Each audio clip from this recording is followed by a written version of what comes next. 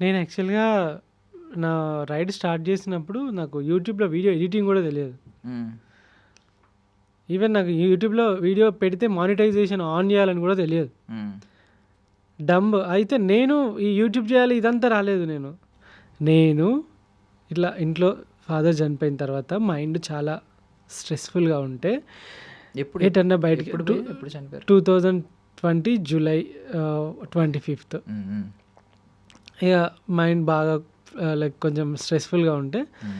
ఎటైనా వెళ్తే కొంచెం ఫ్రీ అవుతుంది కదా అని బైక్‌లో అయితే పెట్రోల్ పోయాలి. కార్‌లో అయితే ఇంకా అంత సీను లేదు. అండ్ ఇంకా ఈ వెహికల్స్ ఇవన్నీ కష్టము. ఎటైనా వెళ్దాం కొంచెం ప్రశాంతంగా. ఇప్పుడు మన ఈ సినిమా ఉంటుంది చూసారా మీరు? 'ఎవడే సుబ్రహ్మణ్యం' సినిమాలో అతను విజయ్ విజయ్ దేవరకొండ అంటా దేవరకొండ ఉంటాడు. చెప్తాడు చూసారా? అవి నాకు ఇంపాక్ట్ అనిపించినాయి. ఒకానొక టైంలో అది అది గుర్తొచ్చింది అన్నట్టు.